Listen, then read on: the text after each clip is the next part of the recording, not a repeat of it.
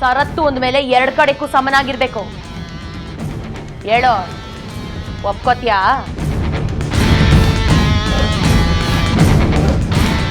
ಮಾತಾಡು ಸಲಯ. ನೀನ್ ಸರತ್ ಹಾಕಿದ್ಮೇಕೆ ಅವಳು ಹಾಕಿದ ಸರತ್ಗೂ ನೀನು ಒಪ್ಕೋಬೇಕಲ್ವಾ? ಆಲ್ ರೈಟ್, ಅವಳ ಕಂಡೀಷನ್ಗೆ ನಾನು ಒಪ್ಕೋತೀನಿ. ಇದಪ್ಪ ಮಾತು ಅಂದ್ರೆ. ಹಾಗಾದ್ರೆ ಈ ಕ್ಷಣದಿಂದ ಆಟ ಶುರು. ಸುಬ್ಲಕ್ಷ್ಮಿ, ಇನ್ನೊಂದು ಮಾತು. ಗ್ಯಾರಿ ನನಗೆ ಬಿಟ್ಕೊಡೋದು ಅಷ್ಟೇ ಅಲ್ಲ, ಈ ನಿನ್ನ ಅತ್ತೆ ಮಾವ ನಿನ್ನ ಹೆಸರಿಗೆ ಬರ್ದಿರೋ ಆಸ್ತಿನೆಲ್ಲ ವಾಪಸ್ ಗ್ಯಾರಿ ಹೆಸರಿಗೆ ಬರಿಬೇಕು. ಯಾಕಂದ್ರೆ ಆ ಆಸ್ತಿ ಎಲ್ಲ ಗ್ಯಾರಿಗೆ ಸೇರ್ಬೇಕಾಗಿರೋದು. ಹೇ ಸನಿಯಾ, ಅವರೇ ನನಗ್ ದೊಡ್ಡ ಆಸ್ತಿ ಕಣೆ. ಅವರನ್ನೇ ನಿನಗ್ ಬಿಟ್ಕೊಡ್ತಾ ಇದ್ದೀನಿ ಅಂದ್ರೆ ಇನ್ ಪ್ರಪಂಚದ ಬೇರೆ ಯಾವ ಆಸ್ತಿ ಮೇಲೂ ನನಗ್ ಹಂಗಿಲ್ಲ. ಸುಬ್ಲಕ್ಷ್ಮಿ, ಪರವಾಗಿಲ್ಲ ಮಾವಯ್ಯ, ನನಗೆ ನನ್ನ ಕಾಲ್ ಮೇಲೆ ನಿಂತು ಬದುಕುವಷ್ಟು ಶಕ್ತಿ ಐತೆ, ಅಷ್ಟು ಸ್ವಾಭಿಮಾನನೂ ಐತೆ.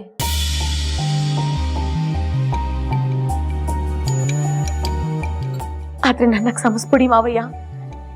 ನೀವು ನನಗೆ ಕೊಟ್ಟಿರೋ ಆಸ್ತಿ ಮೇಲೆ ನಾನು ಹಕ್ಕು ತೋರಿಸಿ ನಿಮ್ ಮಗನಿಗೆ ಬರ್ಕೊಟ್ಟೆ ಅಂತ ಅನ್ಕೋತೀನಿ. ಆಯ್ತಾಯ್ತು, ಅದೇನಾರ ಆಗ್ಲಿ, ಮೊದಲು ನನ್ನ ಮಗ ಸಿಗ್ಲಿ. ಯಾಕೋ ಈ ಶನಾಯ ಏನೋ ಪಿತೂರಿ ಮಾಡ್ತಿದ್ದಾಳೆ ಅನ್ಸ್ತಿದೆ. ಹಲೋ, ನಿಮಗೆ ಹುಡ್ಕೋಕ್ಕಾಗಲ್ಲ ಅನ್ನೋ ಕಾರಣಕ್ಕೆ ನನ್ನ ಮೇಲೆ ಆರೋಪ ಮಾಡಬೇಡಿ. ನಾನು ಈ ವಿಷಯದಲ್ಲಿ ತುಂಬಾ ಇನ್ನೋಸೆಂಟ್. ಗೊತ್ತಾಗುತ್ತೆ ನನ್ನ ಮಗನ್ನ ನೀನು ಹುಡ್ಕೋದ್ರಲ್ಲಿ ಹೇಗೆ ಸಹಾಯ ಮಾಡ್ತೀವಿ ಅನ್ನೋದ್ರಲ್ಲಿ ಗೊತ್ತಾಗುತ್ತೆ. ಮಾವಯ್ಯ, ನಿಜವಾದ ಪ್ರೀತಿಗೆ ಗೆಲುವು ಸಿಕ್ಕೇ ಸಿಕ್ತೈತೆ. ಅದ್ ಏನಾಯ್ತದೋ ಆಗ್ಲಿ, ನಿಮ್ ಮಗನ ಹೆಸರು ನಾನು ಹಣೆಲ್ ಬರ್ದಿದ್ರೆ ಅವ್ರನ್ನ ನಾನು ಉಳಿಸ್ಕತೀನಿ.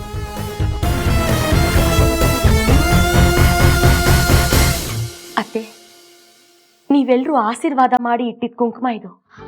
ಈ ಕುಂಕುಮದ ಶಕ್ತಿ ಏನು ಅನ್ನೋದು ಇಡೀ ಪ್ರಪಂಚಕ್ಕೆ ಗೊತ್ತಾಗ್ಲಿ. ನೀವು ನನಗೆ ಆಶೀರ್ವಾದ ಮಾಡಿ.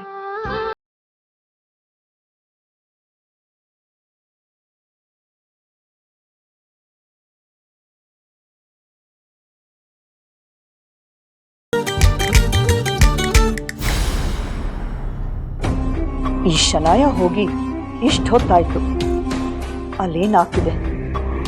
ಇವಳು ಹೋಗಿ ಏನ್ ರಾಧಾಂತ ಮಾಡ್ತಿದ್ದಾಳೆ? ಯಾವ ವಿಷಯನೂ ಗೊತ್ತಾಗ್ತಿಲ್ಲ. ಫೋನ್ ಮಾಡಿದ್ರೆ ಫೋನು ರಿಸೀವ್ ಮಾಡ್ತಿಲ್ಲ. ಇವಳಿಂದ ನನ್ನ ಕೆಲಸಗಳಿಗೆ ಉಪಯೋಗ ಆಗುತ್ತೆ ಅನ್ಕೊಂಡ್ರೆ ಅಪಾಯ ಆಗೋ ಹಾಗೆ ಕಾಣ್ತಿದೆ. ಇವಳನ್ನ ಸುಮ್ಮನೆ ಬಿಟ್ರೆ ಬಾಲ ಬೆಳಿತಾನೆ ಇರುತ್ತೆ.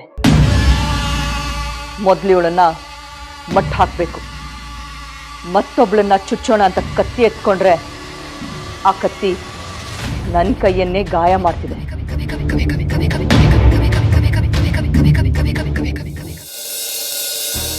ಮನೇನೂ ಬದಲಾಯಿಸಾಯ್ತು, ಎಲ್ಲ ಕೆಲಸನೂ ಒಂದು ಹಂತಕ್ಕೆ ಮುಗ್ದಾಗಾಯ್ತು.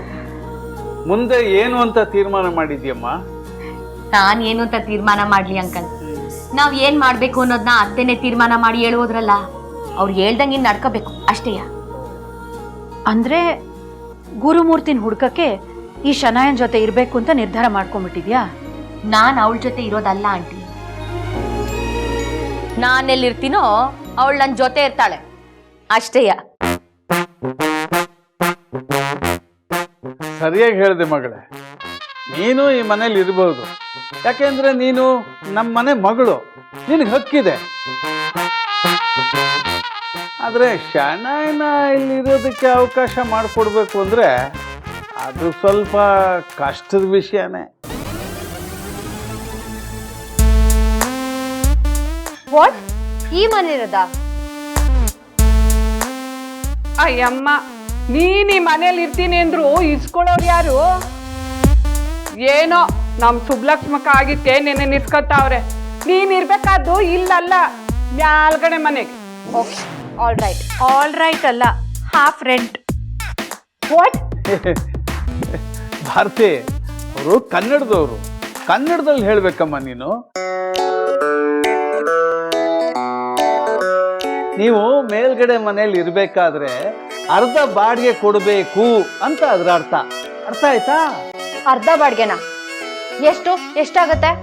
ಮನೆ ಬಾಡಿಗೆ 18,000, electric bill, water bill, maintenance ಎಲ್ಲ ಸೇರಿ ಒಟ್ಟು 20,000 ಆಗತ್ತೆ. ಅದ್ರಲ್ಲಿ ಅರ್ಧ ಅಂದ್ರೆ 10,000. ಅರ್ಥ ಆಯ್ತಾ? ವಾಟ್? 10,000 rupees? ಫೈನ್, ಓಕೆ, ಕೊಡ್ತೀನಿ ಬಿಡಿ. ನಾನು ಈ ಮನೆ ಬಾಡಿಗೆ ಕೊಡ್ತಾ ಇದ್ದೀನಿ ಅಂದರೆ ಸುಬ್ಬಲಕ್ಷ್ಮಿಗೆ ಮನೇಲಿರೋಕ್ಕೆ ಎಷ್ಟು ರೈಟ್ಸ್ ಇದೆಯೋ ಅಷ್ಟೇ ರೈಟ್ಸು ನನಗೂ ಇರುತ್ತೆ.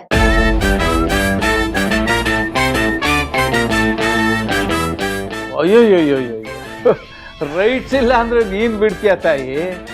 ಯಾವ ರೈಟ್ಸು ಇಲ್ಲದೆ ಕಂಡವ್ರ ಗಂಡನ್ನ ಬುಟ್ಟಿಗೆ ಹಾಕೊಂಡವಳು ನೀನು ಅಂತ ಅದ್ರಲ್ಲಿ. ನೋಡಿ ನೋಡಿ, ಇದೇ ಆಗಲ್ಲ ಅಂತ ಹೇಳೋದು.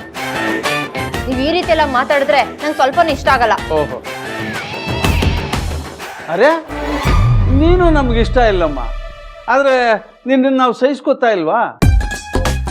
ನೀನು ನಮ್ಮ ಮನೇಲಿ ಇರಬೇಕು ಅಂತಂದ್ರೆ ನೀನು ನಮ್ಮನ್ನು ಸಹಿಸ್ಕೋಬೇಕು. ಆರ್ತಿ, ಯಾವುದಕ್ಕೂ ಅವಳ ಹತ್ರ ಒಂದು ಅಗ್ರಿಮೆಂಟ್ ಮಾಡಿಸ್ಕೊಮ್ಮ. ವಾಟ್? ಯಾಕೆ ಅಂದರೆ ಆವಾಗ ಗುರು ಇದ್ದ, ದುಡ್ಡಿತ್ತು. ಈ ಗುರುನೂ ಇಲ್ಲ, ಕೈಯಲ್ಲಿ ದುಡ್ಡು ಇಲ್ಲ, ನಮಗೆ ಬಾಡಿಗೆ ಗತಿ ಹೇಗೆ?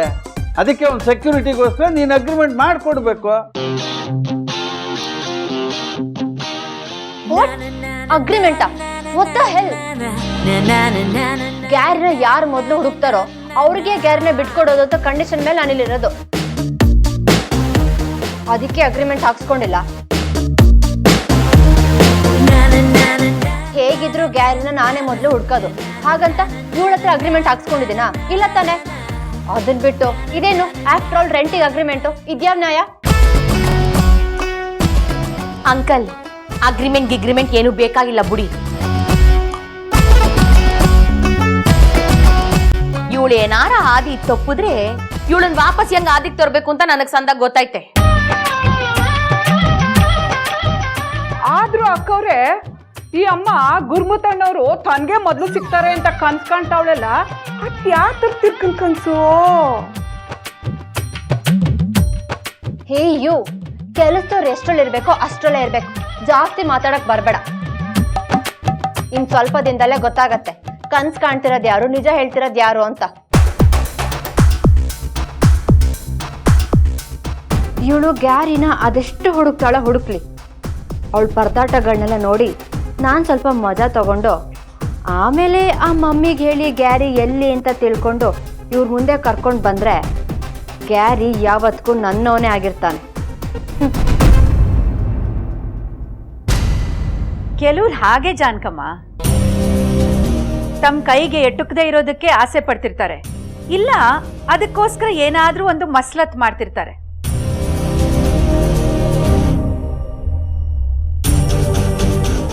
ನೋಡಿ, ಹೀಗೆ ಮಾತಾಡ್ತಾ ಕೂರಕ್ಕೆ ನನ್ನ ಹತ್ರ ಟೈಮ್ ಇಲ್ಲ.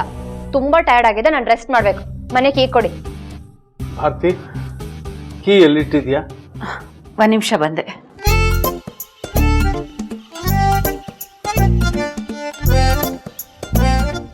ರೀ, ಇವತ್ತಿಂದ ನಮ್ಮ ಸುಬ್ಬಿಗೆ ಎಲ್ಲ ಒಳ್ಳೇದಾಗ್ಲಿ ಅಂತ ಹಾರೈಸ್ತಾ ಕೀ ಅವಳು ಕೊಡಿ. ಸುಬ್ಬಿ, ನಿಮ್ಗೆಲ್ಲ ಒಳ್ಳೇದಾಗ್ಲಮ್ಮ. ನಿಲ್ಸಿ.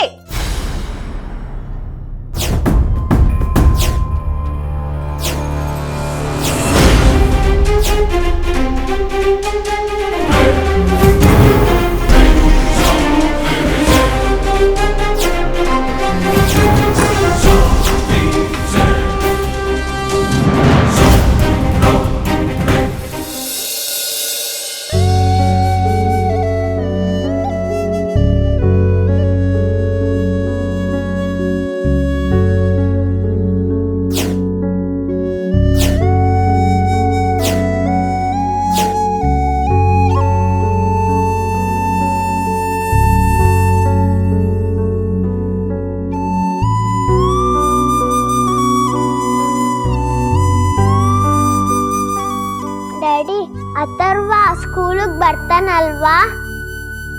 ಇಲ್ಲಂತೂ ಮೀಟ್ ಮಾಡೋಕ್ಕಾಗಲ್ಲ, ಸ್ಕೂಲಲ್ಲಾದರೂ ಮೀಟ್ ಮಾಡ್ಬೋದಲ್ವಾ? ಗೊತ್ತಿಲ್ಲ ಮಗಳೇ, ಈಗ ಅವ್ರ ಮನೆ ದೂರ ಇರೋದ್ರಿಂದ ಅವನ್ನ ಅದೇ ಸ್ಕೂಲಿಗೆ ಸೇರಿಸಿರ್ತಾರೋ ಅಥವಾ ಮನೆ ಹತ್ರ ಇರೋ ಯಾವುದೋ ಸ್ಕೂಲ್ಗಾದ್ರೂ ಸೇರಿಸಿರ್ಬೋದು. ನನಗೆ ಅಷ್ಟಾಗಿ ಗೊತ್ತಿಲ್ಲ.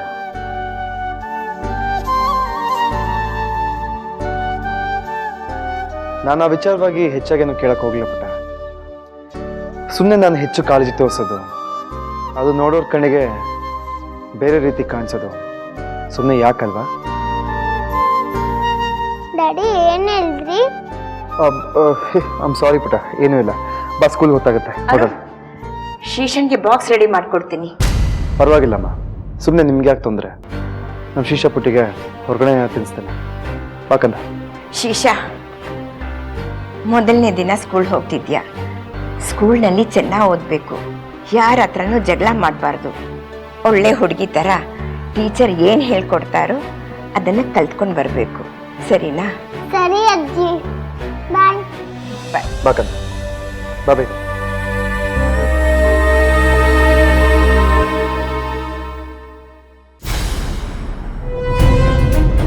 ಹೋಗ್ಯಾ ಪಿಶಾಚಿ ಅಂದ್ರೆ ಬಂದ್ಯಾ ಗವಾಕ್ಷಿಲಿ ಅನ್ನೋ ಹಾಗೆ ಮತ್ತೆ ಬಂದ್ ಬಕ್ಕರ್ಸ್ಕೊಂಡಿದ್ಯಲ್ಲ. ನಮ್ಗೆ ನಿನ್ನಿಂದ ಮುಕ್ತಿ ಅನ್ನೋದೇ ಇಲ್ವಾ?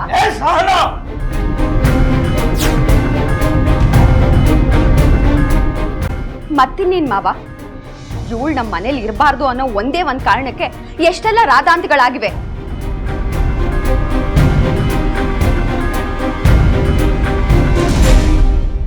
ಅಂಥದ್ರಲ್ಲಿ ಈಗ ಮತ್ತೆ ಇವಳು ನಮ್ಮ ಮನೇಲಿ ಇರ್ತಾಳೆ ಅಂದ್ರೆ ಇದನ್ನೆಲ್ಲ ಒಪ್ಕೊಂಡು ನಾನು ಸುಮ್ಮನೆ ಇರ್ಬೇಕಾ? ಅವಳೇನು ಇಲ್ಲಿರಲ್ಲ, ಮಾಡಿ ಮೇಲೆ ಇರ್ತಾಳೆ. ಇದ್ಬಿಟ್ರೆ ಅದು ನಮ್ಮ ಮನೆನೇ ತಾನೆ. ಸಿದ್ಧಾಂತಕ್ಕೆ ಬಡ್ಕೊಂಡೆ.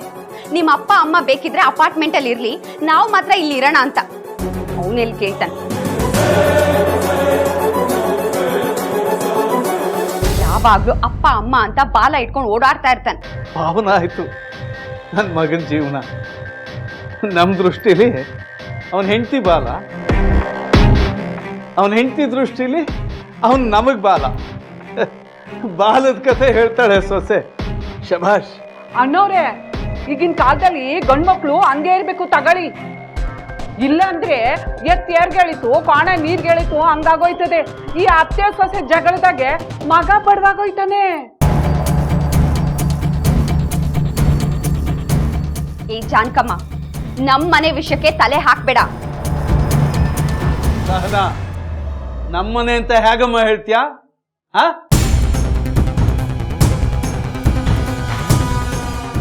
ಮನೆ ಮುರಿಯೋ ಯೋಚನೆ ಮಾಡೋರ್ಗೆ ತುಂಬಿದ ಮನೆನ ನಮ್ಮನೆ ಅಂತ ಕರೆಯೋ ನೈತಿಕತೆ ಇಲ್ಲ.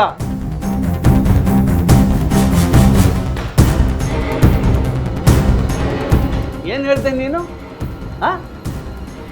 ಅಪಾರ್ಟ್ಮೆಂಟ್ ಅಲ್ಲಿ ನಾವಿದ್ದು ನೀವಿಲ್ಲಿಗೆ ಬರ್ಬೇಕಾಗಿತ್ತಾ? ನಿನಗೆ ವಿಷಯ ಗೊತ್ತಿಲ್ಲ ಅನ್ಸುತ್ತೆ. ಅಪಾರ್ಟ್ಮೆಂಟ್ ಮಾರಿ ದುಡ್ಡಲ್ಲೇ ಈ ಮನೆ ತಗೊಂಡಿರೋದು ನಿನ್ ಗಂಡ. ಓಹೋ, ಅವತ್ತು ರಿಜಿಸ್ಟ್ರೇಷನ್ ದಿವಸ ನೀನ್ ಇರಲಿಲ್ಲ ಅಲ್ವಾ? ಹಾಗಾಗಿ ನಿನ್ಗೇನು ಗೊತ್ತಿಲ್ಲ ಪಾಪ. ಇವತ್ತು ಈ ಮನೆ ರಿಜಿಸ್ಟ್ರೇಷನ್ ಆಗಿರೋದು ನನ್ನ ಹೆಸರಲ್ಲಿ. ಅಪಾರ್ಟ್ಮೆಂಟ್ ಕೂಡ ನಂದೇ. ಆ ದುಡ್ಡಲ್ಲಿ ಇದನ್ನು ತಗೊಂಡಿರೋದು. ಅರ್ಥ ಆಯ್ತಾ? ನಾಲ್ಗೆ ಬಿಗಿ ಹಿಡಿದು ಮಾತಾಡು. ಸುಬ್ಬಿ, ನೀನೇನು ತಿಳ್ಕೊಬೇಡಮ್ಮ, ನಿನ್ ಪಾಡಿಗೆ ನೀನಿರು. ನೋ, ಇಷ್ಟೆಲ್ಲ ಆದ್ಮೇಲೆ ಇದೇ ಮನೆ ಇರ್ಬೇಕು ಅನ್ನೋದು ಏನೂ ಇಲ್ಲ. ನಮ್ಗೇನ್ ಬೇರೆ ಕಡೆ ಮನೆ ಸಿಗಲ್ವಾ? ಸುಬ್ಬಲಕ್ಷ್ಮಿ, ಬಾ ಬೇರೆ ಕಡೆ ಮನೆ ನೋಡೋಣ. ನೋಡು ಶನಾಯ, ಬಾಡ್ಗೆಗೆ ಎಲ್ಲಿ ಬೇಕಾದ್ರೂ ಮನೆ ಸಿಗತ್ತೆ. ಆದ್ರೆ ಮನಸ್ಸಿಗೆ ಹತ್ರ ಆಗಿರೋರು ಎಲ್ಲ ಕಡೆ ಸಿಗಲ್ಲ. ಅದೆಲ್ಲ ನಿನಗೆ ಹೇಗೆ ಅರ್ಥ ಆಗ್ಬೇಕು ಹೇಳು?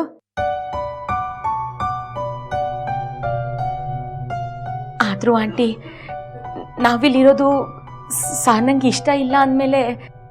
ಸುಬ್ಬಿ, ಸಾಕು ಪ್ಲೀಸ್. ಇದ್ರ ಬಗ್ಗೆ ಮಾತಾಡೋದಕ್ಕೆ ನನ್ಗೆ ಇಷ್ಟ ಇಲ್ಲ. ನೀನೇನು ಇಲ್ಲಿ ಬಿಟ್ಟು ಬಂದಿರ್ತಾ ಇಲ್ಲ. ಆ ಮನೇನ ಬೇರೆಯವ್ರಿಗೆ ಬಾಡಿಗೆ ಕೊಡ್ಬೇಕು ಅಂತಿದ್ವಿ, ನಿಮಗ್ ಕೊಟ್ಟಿದೀವಿ ಅಷ್ಟೇ. ಬಾಡಿಗೆ ಕೊಟ್ಟು ಇಲ್ಲಿರೋವಾಗ ಅದನ್ನ ವಿರೋಧ ಮಾಡೋದಕ್ಕೆ ಯಾರಿಗೂ ಹಕ್ಕಿಲ್ಲ. ಓಹೋ, ಎಲ್ಲ ಮುಗಿದ್ಮೇಲೆ ನಾನಿಲ್ಲಿ ತಲೆ ಚಚ್ಕೊಳ್ತಾ ಇದ್ದೀನಲ್ಲ, ನನಗ್ ಕರ್ಮ. ನಾವು ಅದನ್ನೇ ಹೇಳ್ತಿರೋದು. ಸುಮ್ಮನೆ ಯಾಕೆ ತಲೆ ಚಚ್ಕೋತ್ಯಾ? ತಲೆ ಕೆಡಿಸ್ಕೊಳ್ದೆ ನೆಮ್ಮದಿಯಾಗಿರು ಅಂತ.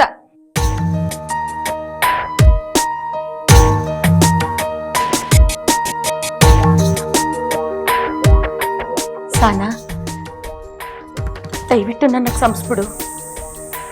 ಆದರೆ ನನಗೀಗ ನಮ್ಮ ಅತ್ತೆ ಮಾವಯ್ಯನ ಮಾತು ನಡೆಸ್ಕೊಡ್ಬೇಕಾಗಿದೆ. ಅದು ಅಲ್ಲದೆ ನನ್ನ ಅಂಕಲ್ ಆಂಟಿ ಪ್ರೀತಿಗೆ ಕಟ್ಟು ಬಿದ್ದುಬಿಟ್ಟಿವ್ನಿ. ನನಗೆ ಗೊತ್ತು ನಾನಿಲ್ಲಿರೋದು ನಿನಗಿಷ್ಟ ಆಗಕ್ಕಿಲ್ಲ ಅಂತ. ಆದರೆ ಒಂದಂತೂ ಸತ್ಯ, ನನ್ನ ಗಂಡ ಸಿಗೋವರೆಗೂ ಮಾತ್ರ ನಾನಿಲ್ಲಿರೋದು. ಅಲ್ಲಿವರೆಗೂ ನನ್ನಿಂದ ನಿನಗೆ ಯಾವ ತೊಂದರೆನೂ ಆಗಕ್ಕಿಲ್ಲ. ಇನ್ನು ಮುಂದೆ ನಿನ್ನನ್ನು ಸಹಿಸ್ಕೊಳ್ಳೋದೇ ನನಗೆ ದೊಡ್ಡ ತೊಂದರೆ. ಅದಕ್ಕಿಂತ ತೊಂದರೆ ಇನ್ನೇನಿದೆ?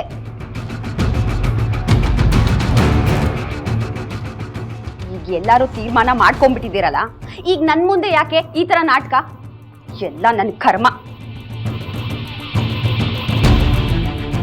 ಎಕ್ಸ್ಕ್ಯೂಸ್ ಮೀ, ನಿಮ್ಮ ಡ್ರಾಮಾಗಳು ಮುಗೀತೋ ಅಥವಾ ಇನ್ನೂ ಇದೆಯೋ? ನನಗಂತೂ ತುಂಬ ಟಯರ್ಡ್ ಆಗ್ತಿದೆ. ಮೇಲೆ ಹೋಗೋಣವಾ?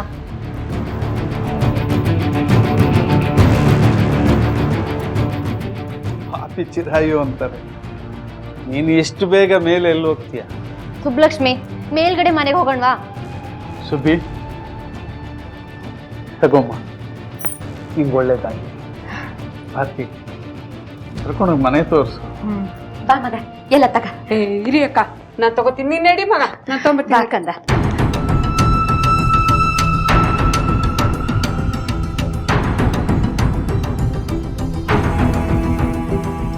ಹೆಣ್ಣಿಗೆ ಇನ್ನೊಂದು ಹೆಸರೇ ಸಹನೆ. ಸಹನ ಅಂತ ಹೆಸರಿಟ್ಕೊಂಡು ಸಹನೇನೇ ಇಲ್ಲದೆ ಇದ್ರೆ ಸಹಿಸ್ಕೊಳ್ಳೋದು ತುಂಬ ಕಷ್ಟ ಆಗುತ್ತೆ.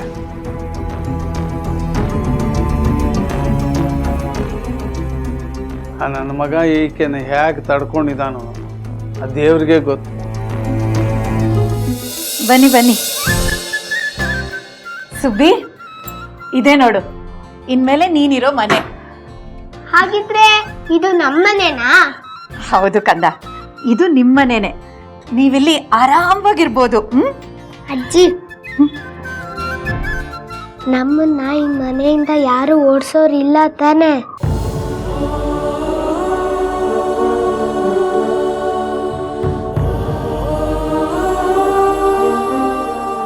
ಏನಾಯ್ತು ಆಂಟಿ?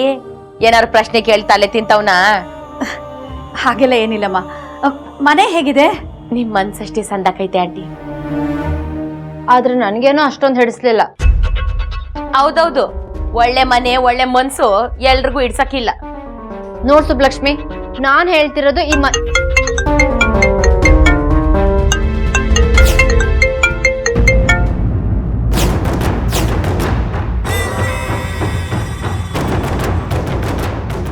ಅಂದಾಗೆ ಸುಬ್ಬಕ್ಕ, ಮನೆ ಕೆಲಸ ಏನೇ ಇದ್ರು ನನ್ಗೆ ಹೇಳಿ, ನಾನ್ ಬಂದ್ ಮಾಡ್ಕೊಡ್ತೀನಿ. ಕೆಳಗಡೆ ಮನೆಗೆ ಇರ್ತೀನಲ್ಲ. ಅಯ್ಯೋ ಬೇಡಮ್ಮ, ನೀವು ತುಂಬಾ ಕಾಸ್ಟ್ಲಿ. ಓ, ನಿಮ್ಮಂತ ಡೆವಲಪ್ ಮಾಡೋರ್ಗೆ ನಾನು ಒಸಿ ಕಾಸ್ಟ್ಲಿಯೇ. ಶಿಟ್, ಎಲ್ರು ಹೆಚ್ಕೊಂಡ್ಬಿಟ್ಟಿದ್ದಾರೆ. ಮನೆ ಯಜಮಾನಿ, ಕೆಲ್ಸದವರು ಎಲ್ರು ಒಂದೇ ತರ ಆಡ್ತಿದ್ದಾರೆ. ವಿಧಿ ಆಟ ಹೇಗೆ ಆಡ್ಸತ್ತೆ ನೋಡು ಸುಬ್ಲಕ್ಷ್ಮಿ. ಯಾರಿಂದ ನಿನ್ ಮನೆ ಸಂಸಾರ ಎಲ್ಲ ಹಾಳಾಯ್ತೋ ಅವಳ ಜೊತೆನೆ ನೀನು ನಮ್ಮನೇಲಿ ಬಂದಿರೋ ಹಾಗಾಯ್ತು. ಆಗ್ಲಿ ಆಂಟಿ, ಇನ್ನು ಅದ್ ಏನೇನ್ ಆಗ್ಬೇಕು ಅಂತ ಇರ್ತಾಯ್ತೋ ಎಲ್ಲ ಆಗ್ಲಿ. ಈ ಜೀವ ಬಂಡು ಬಿದ್ದೈತೆ, ಸವಾಲ್ಗಳನ್ನ ತಕತೈತೆ. ಗೆಲ್ಸೋದು ಸೋಲ್ಸೋದು ಅದ್ಯಾವ್ರಿಗೆ ಬಿಟ್ಟಿತ್ತು. ಹಲೋ, ನಾನೇನಿಲ್ಲಿ ಇಷ್ಟಪಟ್ಟು ಬಂದಿದ್ದಲ್ಲ, ಏನೋ ವಿಧಿ ಇಲ್ಲದೆ ಬಂದಿರ್ತಿದ್ದೀನಿ ಅಷ್ಟೇ. ಅದಕ್ಕೆ ತಾನೆ ಬಾಡಿಗೆಯಿಂದ ಹಿಡಿದು ಎಲ್ಲ ಖರ್ಚನ್ನು ಶೇರ್ ಮಾಡ್ತಾ ಇರೋದು. ನನಗೇನು ಹಂಗಲಿರೋ ಅವಶ್ಯಕತೆ ಇಲ್ಲ. ನೀ ನನ್ನ ಅಂಗಲ್ ಇಲ್ದೆ ಹೋದ್ರೂ ಪರವಾಗಿಲ್ಲ, ಆದ್ರೆ ಹೆಂಗೆಂಗೋ ಆಡದೆ ಹೋದ್ರೆ ಅಷ್ಟೇ ಸಾಕು.